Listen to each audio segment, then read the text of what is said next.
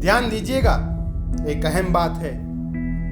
अगर आपको आपका लक्ष्य हासिल करना है तो आपको कठोर बनना पड़ेगा, निर्दयी बनना पड़ेगा।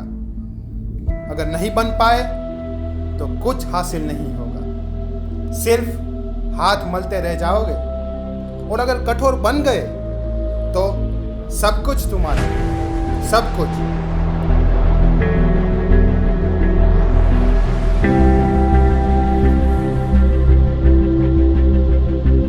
साल 1947 से पहले हमारा भारत देश दो हिस्सों में बटा हुआ था।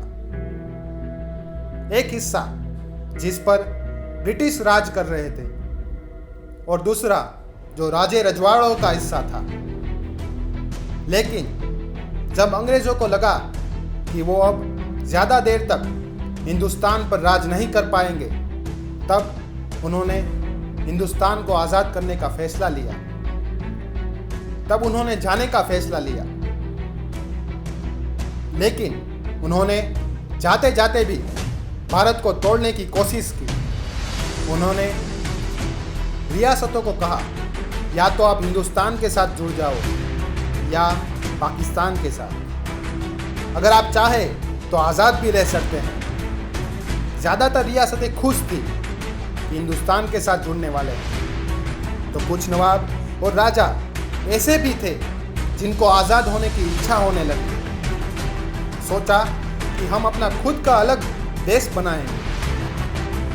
अगर तब हमारा राष्ट्र टुकड़ों में बट गया होता तो फिर से हमारा गुलाम बनना तय था। बस यही तो सोच थी उन ब्रिटिशों की। मगर नहीं, सरदार वल्लभ भाई पटेल को ये मंजूर नहीं था।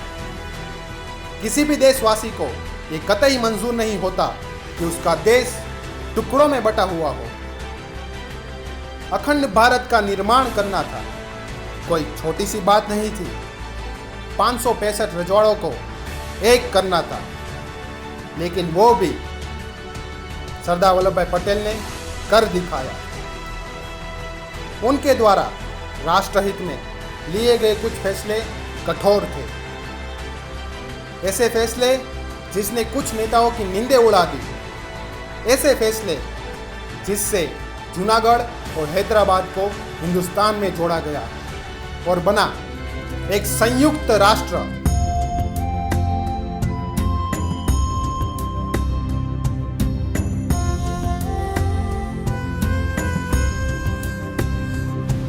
अपने लक्ष्य तक पहुंचने के लिए आपको कठोर होना पड़ेगा, निर्दयी होना पड़ेगा, खुद के खिलाफ जाना पड़ेगा। अगर लक्ष्य को पाना है तो कठोर बनो अपने लक्ष्य को पाने के लिए। अगर आपको किसी चीज़ को छोड़ना पड़े तो छोड़ दो अपने लक्ष्य को पाने के लिए। पकड़ के मत रखो किसी भी चीज़ को। कठोर बनिए कि आपको आपका गोल हासिल करना ही है, किसी भी कीमत पर, एक लेजेंड की तरह।